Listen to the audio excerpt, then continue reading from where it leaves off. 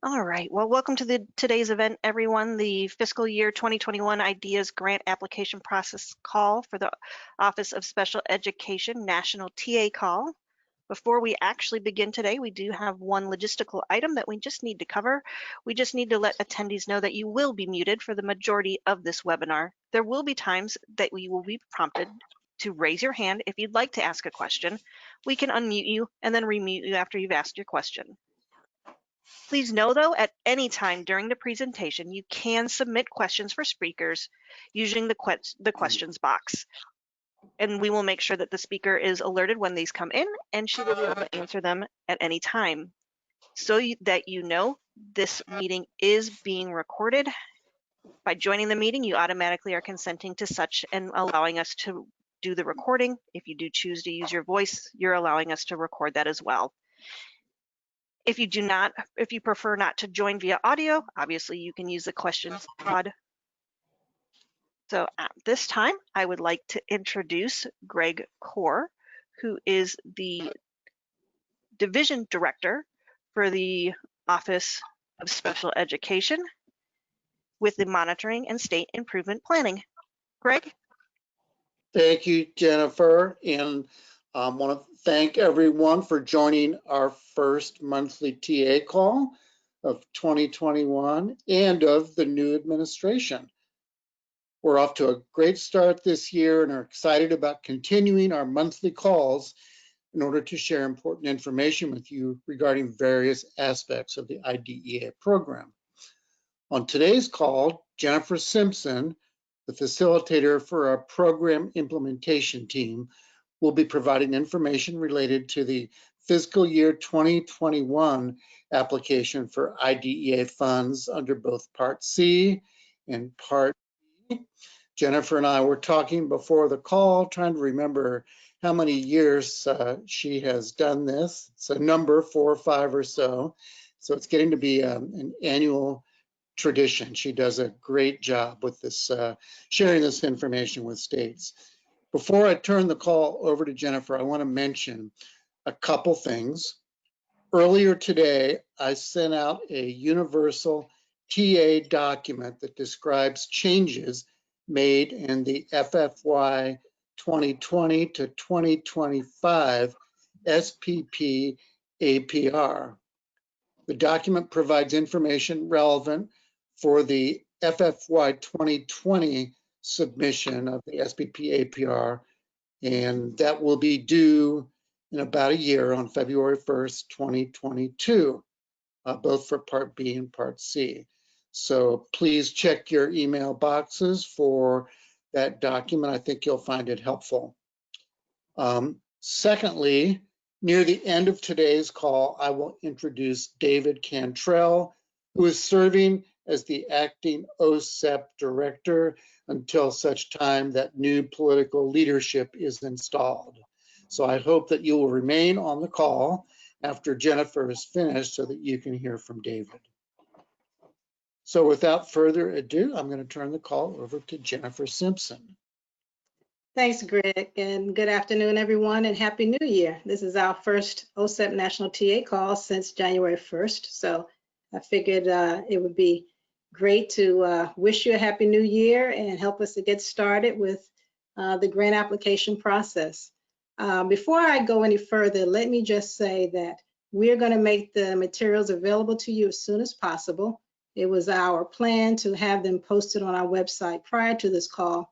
However, we were working through some refinements up until the 11th hour. So we will get them posted right away. We will also email them to you as well so that you can have them quickly and begin your work to complete your documents and move forward with the process.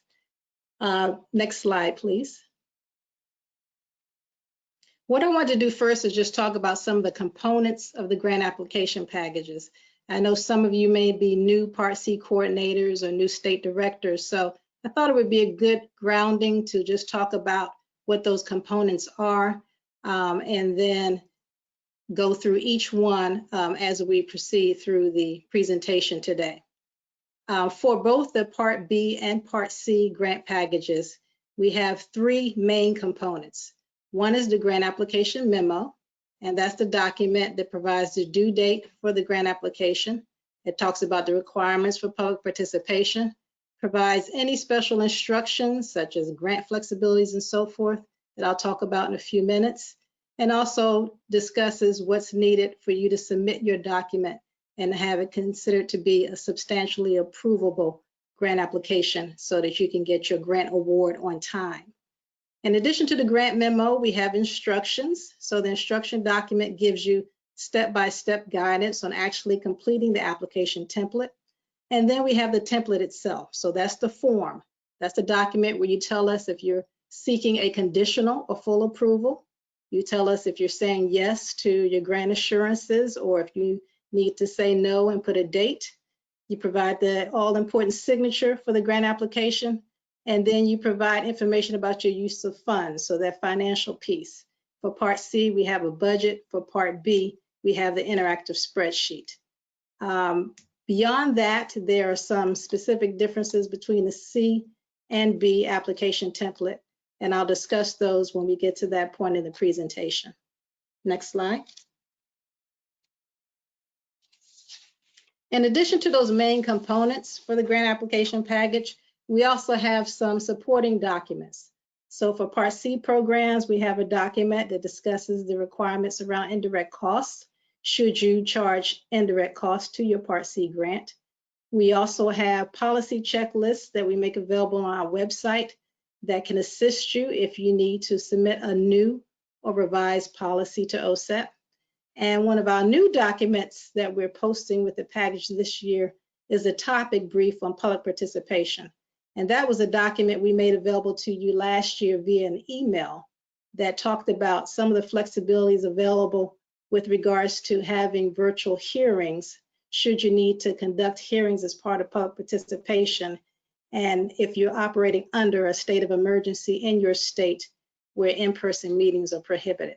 So that document speaks to guidance around what you are permitted to do under IDEA with regards to public participation. On the B side, some of the supporting documents include a technical assistance checklist, which is a line-by-line document that describes each of the assurances on the Part B grant application. We also have a year of age cohort document, which is the document where states tell us what are the age ranges for FAPE in the state. And that's a document we always ask you to look at every year and provide any changes to us when you submit us your grant application. And just as with Part C, we have a topic brief on public participation for Part B as well. Next slide. We have some exciting news this year with regards to the allocations for Part C, 619, and Part B program. As most of you know, Congress passed at the end of December the Consolidated Appropriations Act, and that act is what provided the appropriations for the Department of Education. And with that, we were able to get an increase in the funding for Part B programs, so an increase of $173.1 million over the FY 2020 level. For our 619 program, we got $3.5 million over the FY 2020 level. And then for our Part C program, we had an increase of $4.9 million over the FY 2020 level. So we were excited to see that because we know many times we find ourselves in situations where we might have flat funding. One thing I want to mention, next slide, because of the increase in the Part C program and because it throws us over the threshold that's needed to trigger the SIG for extended option, we'll be able to offer that SIG or state incentive grant again this year. And as you may recall, for Part C, that's the option that allows Part C programs to be able to extend eligibility for Part C services for children who are age 3 until entrance into kindergarten or elementary school, or for some portion of that period.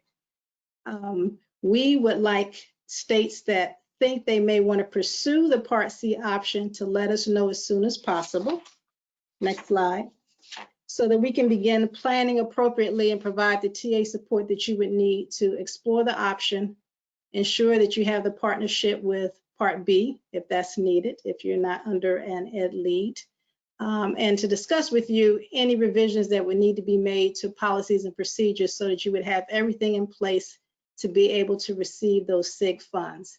So if you feel that this is an option you want to explore for FY 2021, please let your state lead know as soon as possible, and then they will in turn inform me, and we will work with you to ensure that you get the right technical assistance so that you can make an informed decision as to whether or not it makes sense to explore the option for your state.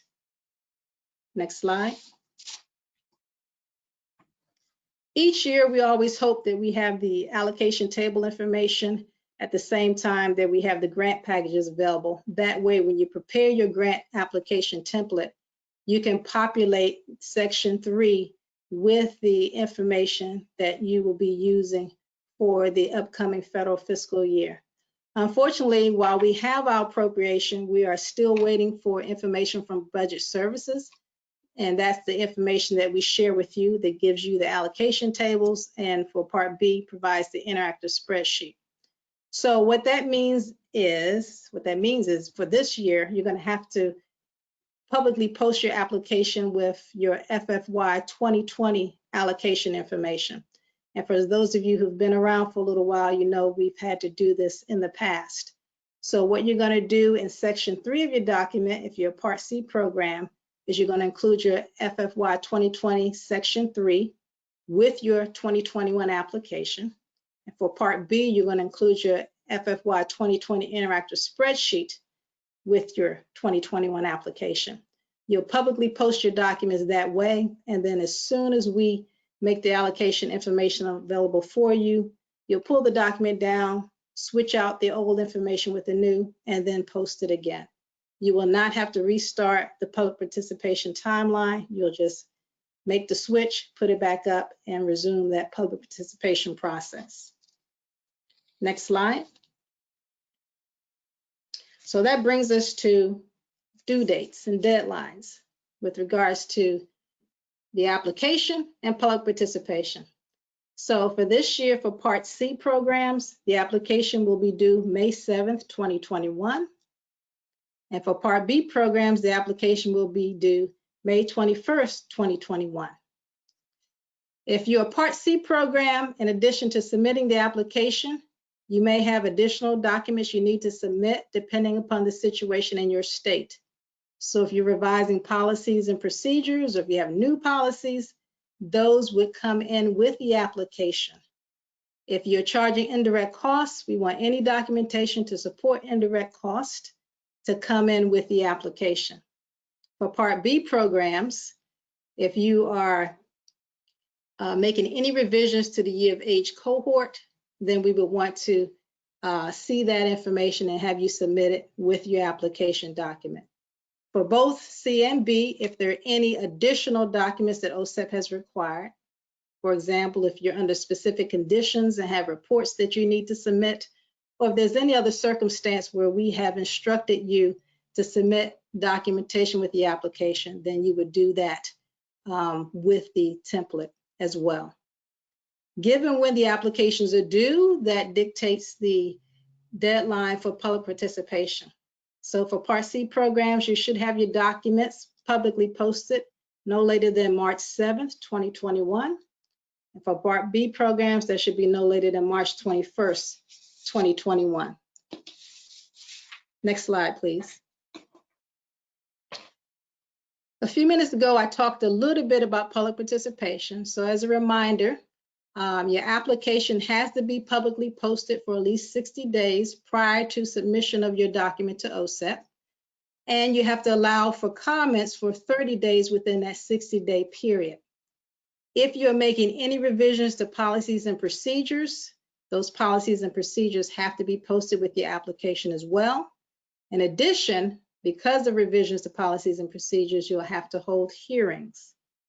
Now, we've had many circumstances where states have been confused as to whether or not they need to publicly post a revised policy. And if you find that that applies to you, please reach out to your state lead. There's some circumstances where the revision to the policy is not anything that we would consider to be substantive. It might be just taking information out of a chart and putting it in narrative format, for example. It might be just changing the reference to the name of the lead agency while the policy remains the same. So we have circumstances like that where you would not have to put your document out for public participation. And then there are other circumstances where it's very clear that the document needs to be posted. So if you're not sure, reach out, please, and then we can provide you with that guidance so you know how to proceed. Next slide. One of the flexibilities we provided last year because of COVID that we're extending again this year is the permissibility of virtual hearings. So I spoke to that a little bit in the beginning of the presentation. However, we do want to caution you that you need to make sure that virtual hearings are permissible under your state rules. So while IDEA allows for virtual hearings with the public participation process, please check your state rules to ensure that you are operating in a manner that is consistent with the requirements in your state. We have guidance for this in the grant memo, and then also the topic brief that I spoke of that will be posted with the package describes this process in detail. Another grant flexibility that we're extending because of COVID and because many state government offices are at full-time telework is the flexibility around how you submit your grant application. So if you recall last year, we allowed you to submit a PDF copy of your grant application. You sent it to the OSEP email box. You made sure to send it from your state government email address. And you had an electronic signature, which meant a PDF signature on the document or a wet signature that was scanned so that you could send us a PDF copy of your application. This year, we're allowing that flexibility again. So you are allowed to submit to OSEP by the application due date a PDF copy of your grant application with an electronic signature. And the deadline date for submission of your hard copy is no later than August 2nd, 2021. As we did last year, we will also engage in a signature verification process of those PDF documents, which means that we will contact your lead agency head or their designee to ensure that they in fact sign the application. So if you are contacted as a Part C coordinator or state director to try to facilitate that communication, please respond in a timely manner so that there won't be any delays in the signature verification process, which could in turn delay our work to ensure that you get your grant funds on time. Information about these submission options and about public participation, again, are in the grant memo. So lots of details there that you'll want to read. Next slide. All right, the Part C application. What I'm going to do is jump to an actual application template in the interest of time, since we have a lot of information to cover. However, there are many slides that describe what I will be going over as I discuss the application template. So make sure that you download a copy of those slides at the end of the presentation so that you can get that content.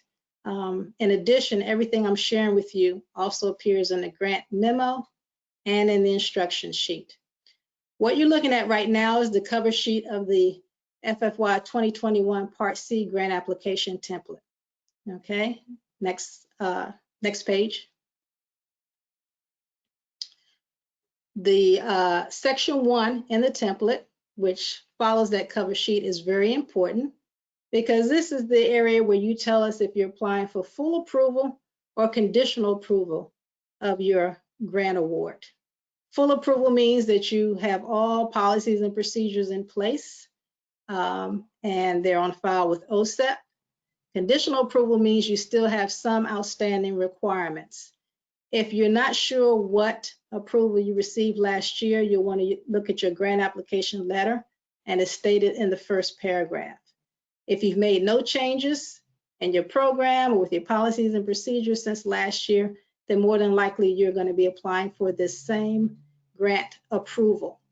If, however, since last year you've revised the policy that you're going to send to us with the application, for example, then that might indicate that you're going to have a conditional approval that you're seeking this time. One thing to keep in mind is that this section 1 is closely related to section 2. So here in section 1A, number 1 is the area where you would denote that you are applying for full approval if you put a check mark there. If we see a check mark next to section 1A, number 1, then that would mean when we looked at section 2, we would be looking for all yes responses. If, however, you're applying for conditional approval, you would put a check mark next to section 1A, number 2, which would denote to us that we should see something in section 2 that's an outstanding requirement. We would see a no response, and we would see a date in the no column no later than June 30th, 2022. And that's what's specified in this paragraph. So all states, whether you're Part C or Part B, and we'll look at Part B in a minute, would be applying for either full or conditional approval. Item number 3 is optional. You don't have to have a response there. However, if you're attaching policies and procedures with the application, then you would want a response next to 3. And then the latter half of this page, section 1B, conditional approval for the current grant year, applies to those states that received conditional approval in FFY 2020. If that's your circumstance, then we would expect to have responses here. In section 1B, item number 1, you would check a response if you received a conditional approval due to something outstanding with an assurance. You would either be telling us that you've completed all the issues, or you'd be telling us that you still have something that needs to be completed. So that's what governs your responses in that area. Next page.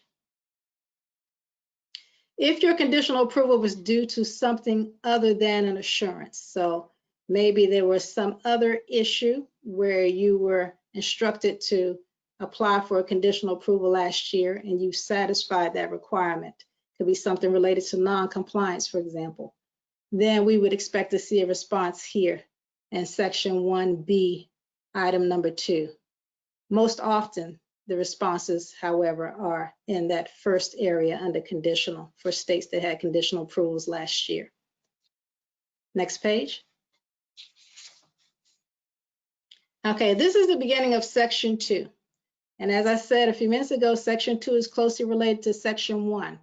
Your response items here should correlate with your response in section 1. So if you apply for full approval, we're expecting to see yes responses in this area. If you apply for conditional approval, we expect to see a no response next to an item.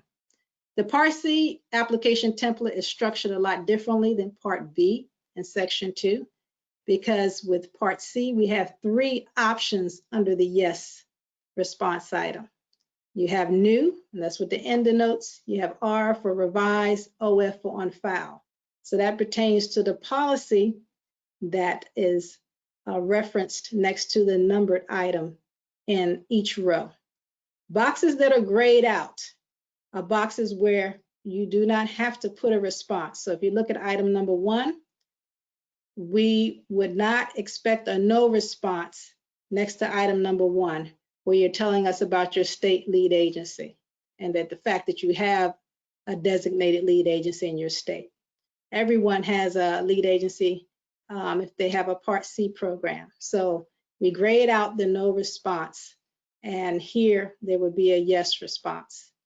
New might be a response if there's a change in lead agency, but otherwise that typical response here would be OF for on file. I mentioned these grade boxes because we get questions every year about them. We thought graying out the options would help facilitate your process and complete this document, but we may have to rethink that as we go forward.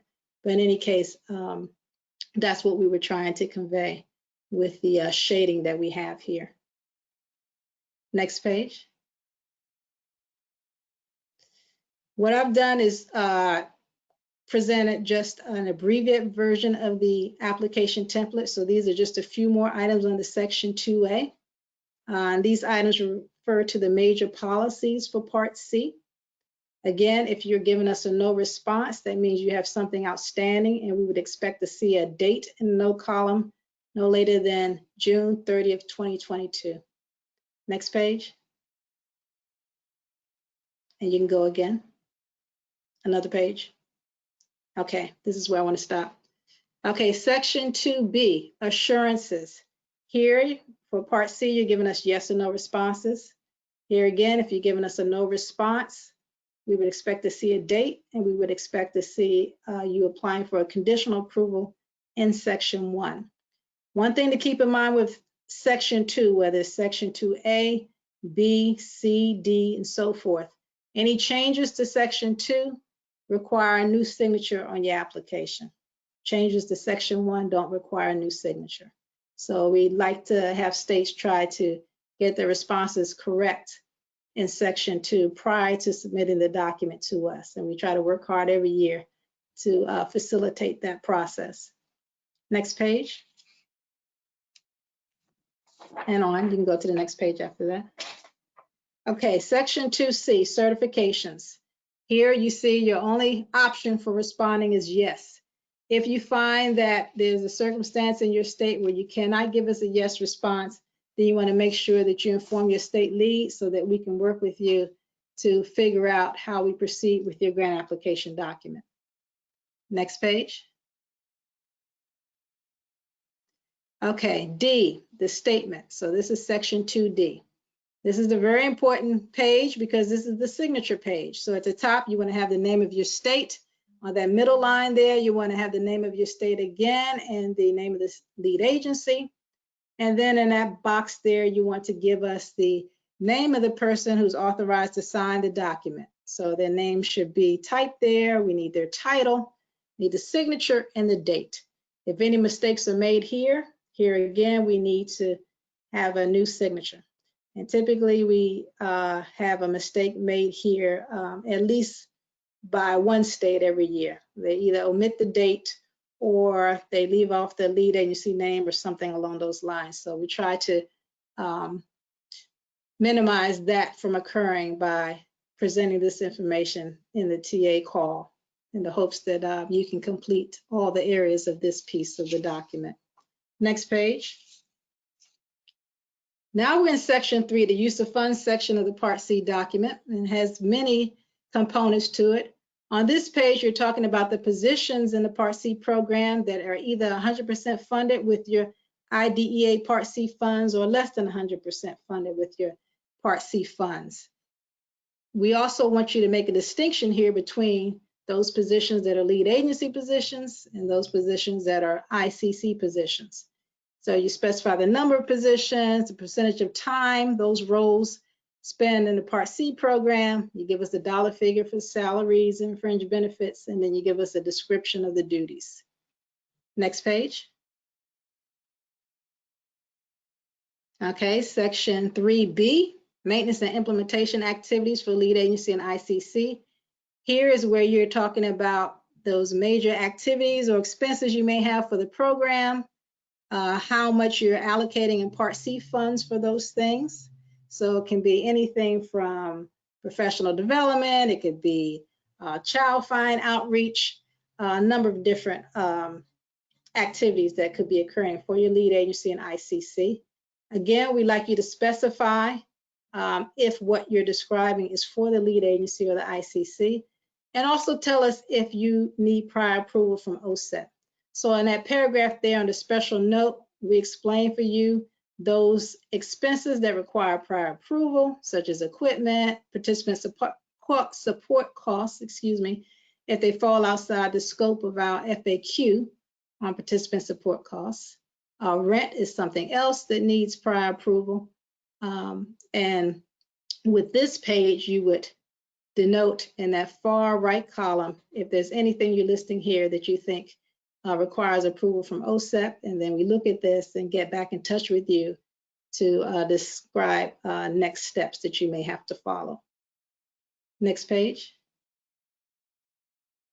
And you can go past this too. This is just the totals column. Okay, stopping here, section 3C, direct services. So this is where you would list those direct services for your program. Many of you list out each service individually, so speech pathology, occupational therapy, physical therapy, etc. And then you tell us the dollar figure you are allocating for each of those. So that's one way in which you can complete this document.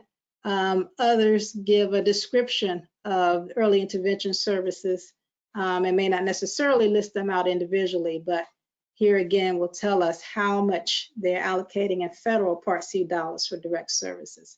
So that's the kind of information that will be reflected here. Next page.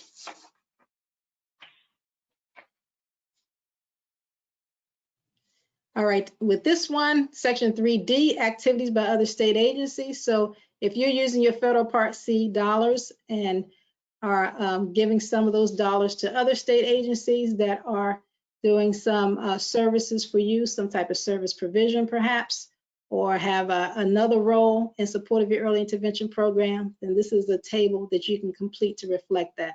Not every state has a situation where they have other state agencies that are providing services to children with disabilities on behalf of Part C. But if that describes you, then this is where we would expect to see that information reflected. Next page.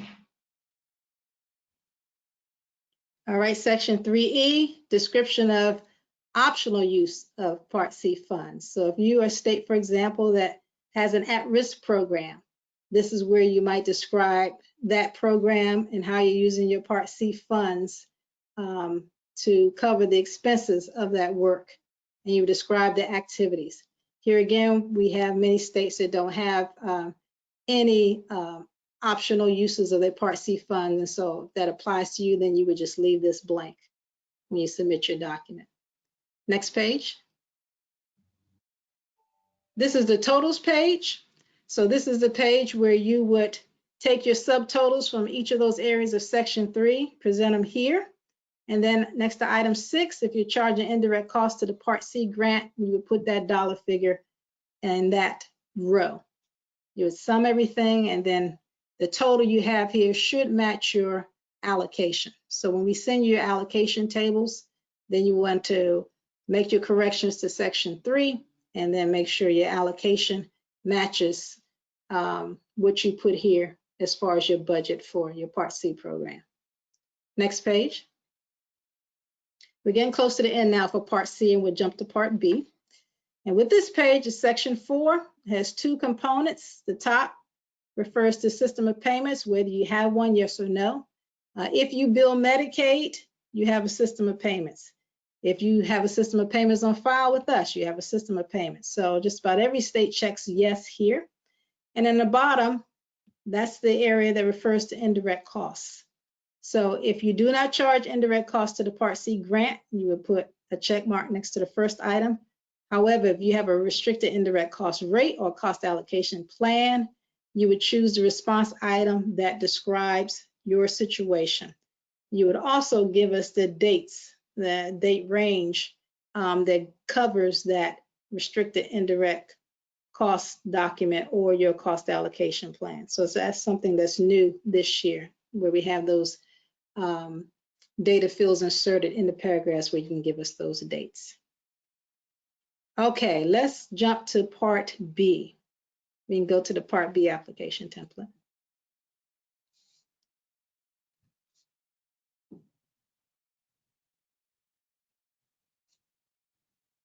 And go to the first page, please.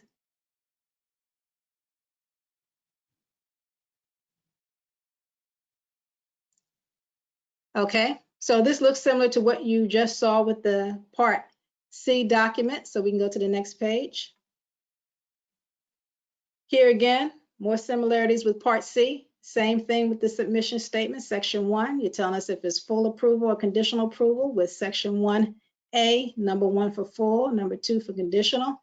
If you're including policies and procedures or any other attachments, you can put a check mark next to number 3. And then the bottom half only applies if you receive conditional approval in FFY 2020 as a Part B program. We had maybe one program that was in that circumstance. So the rest of you should be applying for full approval unless you're putting no a date in the no column in section 2. So we can go on to the next page.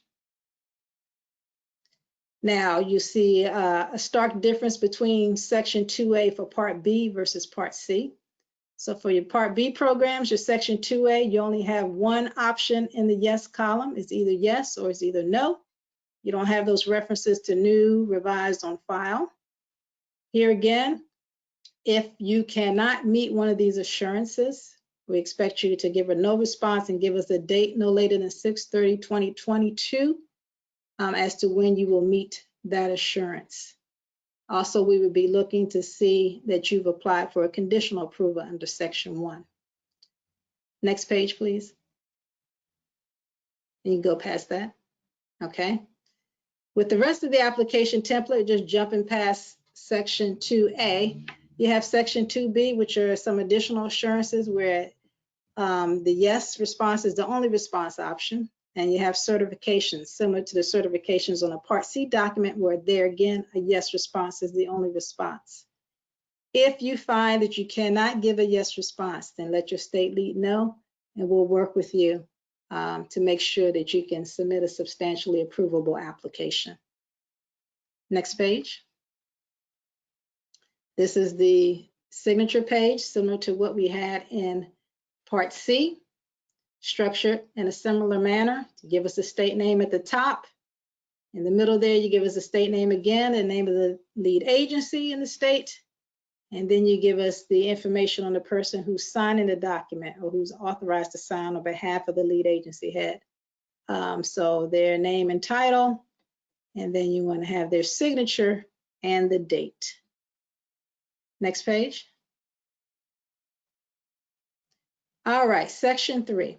So while Part C has a budget for section 3 with different tables to complete, for Part B, you have the interactive spreadsheet that we make available to you when we distribute the allocation tables. And that interactive spreadsheet is personalized with information specific to your state. So that is what you would include here in section 3. But also what you need to include, which many states will sometimes forget, is the information that's specified in that box there. You're supposed to describe for us how you get that input from your LEAs on the information that you present in your interactive spreadsheet. So those areas of the spreadsheet that you populate where you can specify how you're going to spend funds, how you're allocating funds to different cost items, that's what we expect you to describe here. How do you get that input from your LEAs on what you've done with your spreadsheet? So that should be included here in this part of the application template. And we give you this document in Word so that you can manipulate that area as you need to. Next page. Section 4, State Administration. Okay, this is where you tell us if you have any state-imposed rules or regulations that are not required under IDEA. If you do, then you present that information here. It's not sufficient to leave it blank. It's not sufficient to say, see last year's application. We want you to give us that information each year. However, if you don't have any state-imposed rules, then we want you to give us a statement that specifies that you do not have any state-imposed rules. Okay, so either way, there should be a response here under section 4. Next page. Okay, section 5 has 2 areas. Section 5A for maintenance of state financial support, and then section 5B, which we'll look at in a second. So for maintenance of state financial support, you see you're presented with 2 charts here. Everyone is asked to complete the first chart, telling us the total amount of state financial support that you made available for special education for children with disabilities in 2019 and 2020. Okay. If you also calculate your maintenance of state financial support on a per capita basis, then you have the option of reporting that to us as well. So we give you a chart for that. But everyone must complete the first chart, and then the second chart is optional. And then the signature here should be your budget officer or someone that has the authority to sign on their behalf. Okay, so we ask for you to give us that person's name, their signature, and date. So Part B applications have two signatures, the signature for the application template itself, and then a separate signature that goes on this page. Next page. This is the last page of the Part B application template. And this is what we added last year.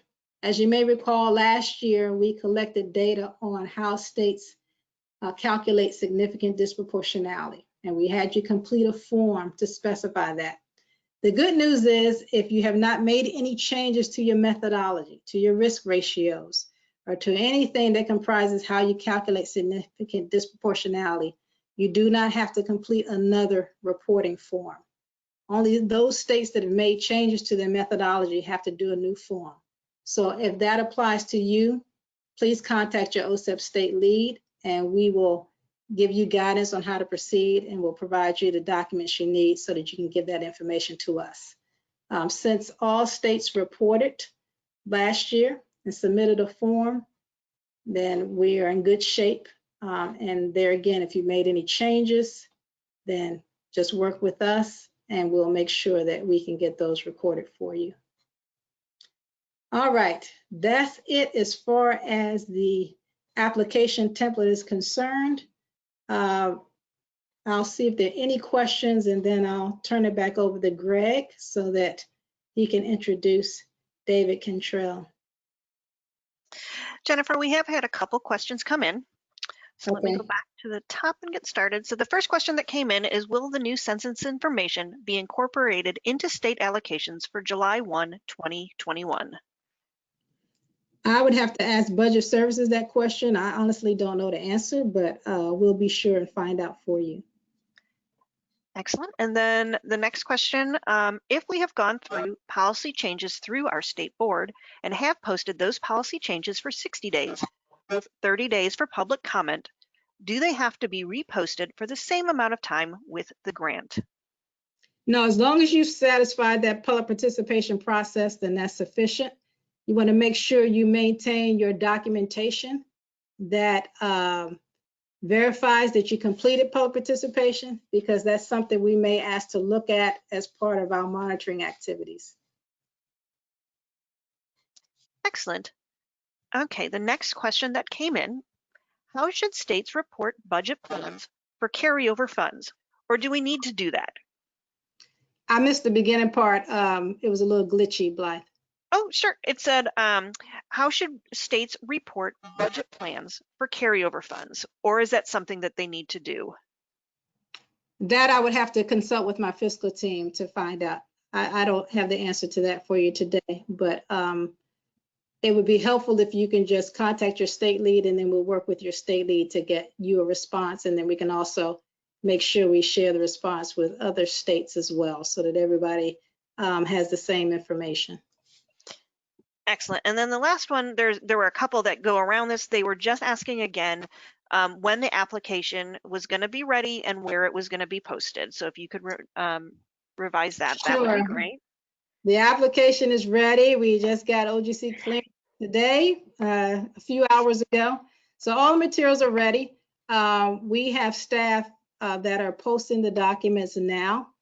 Hopefully we'll have them posted by tomorrow. However, what we may do is also email them to you. So what I'll do is just check with the team that's handling uploading the documents to the website to see if they think that they can meet the proposed timeline. And if not, we can email those and then you can get started right away with populating your documents. In addition, we will share the link to the website. That link is in the grant application memo as well, but that's the area of our website where we have all our grant documents posted. So all of the materials that comprise the grant application packages, as well as the grant letters from last year posted on that site as well. Perfect. Those really were the questions that came in. And folks, just so that you know, we will make sure that Jennifer does get copy of all the questions, and the ones that she mentioned that needed to be responded to later, we'll make sure that she has your contact information as well.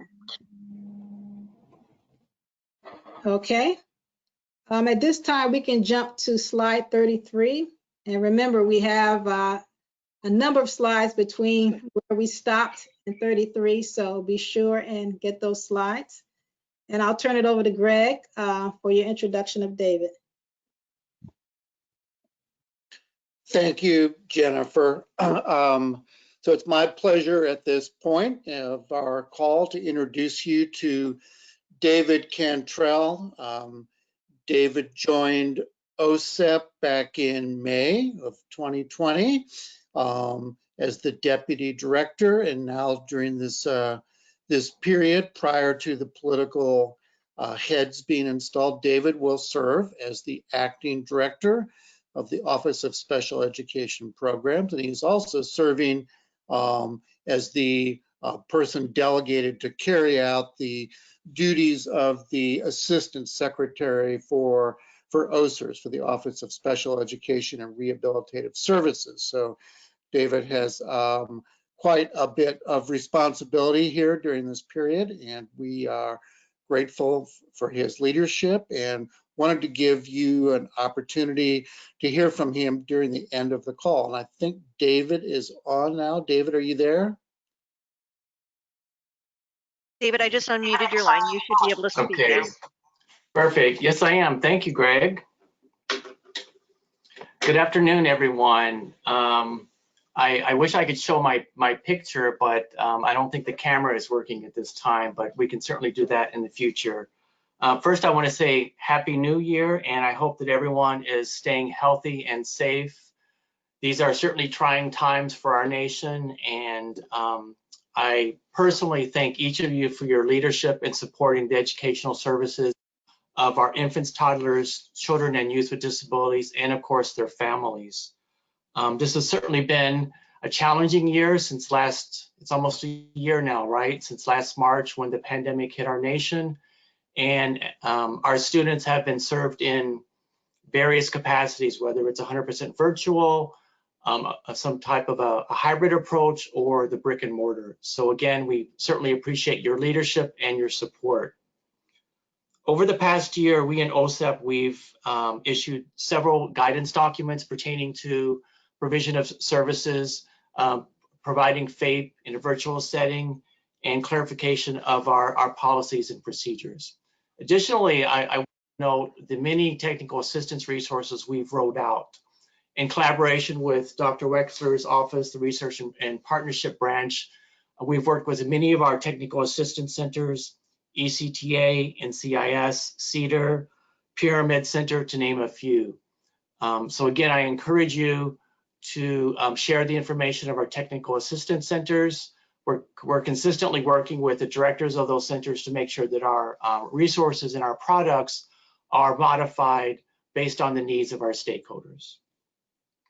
So as Greg said, with the new Biden administration beginning yesterday, as of today, I am the acting director for the Office of Special Education Programs. And in addition to that, I'm fortunate to have been selected as a designated appointee serving as the Assistant Secretary in OSERS. That's in addition to my role as the Deputy Director. So I'm wearing many hats, and I look forward to the next months ahead, but I also look forward to our new political staff joining our team, which would be, of course, the Director of Special Education Programs and our Assistant Secretary. But until that time, it's an honor to lead OSEP, and under Dr. Kaur's leadership, we have an excellent team, and we're very much committed to working and serving you at the state level. And at any time, if you have suggestions for improving our services, please don't hesitate to reach out to us. So with that, I thank you all for your leadership and your dedication to our nation's children, infants, toddlers, children, and youth with disabilities. And the most important thing is working with our families as well. Thank you, everyone. Thank you, David. Jennifer, did you have anything you wanted to add here as we close our call? I just have one final slide that has my contact information. So if participants have questions or if you think of something after the presentation today, please don't hesitate to contact me and I'll make sure to direct your question to the appropriate colleague within MSEP, whether it be on the program team, the fiscal team, or within your homeroom team, so your state lead. That's all, Greg. Thank you so much. Were there any other questions in the chat? The additional questions that came in were related to the postings again, so I'll make sure that Jennifer has those. Okay, great. Well, thank you, Jennifer. As always, you did a terrific job of walking us through a tremendous amount of information during our call. I want to thank each and every one of you for joining us this afternoon. You may have seen that during the call, I sent out the Part B application material, and we'll be sending Part C out as soon as that is available. So thank you again, and I want to wish everybody a great rest of the day. Thank you, everyone. That concludes the event for today.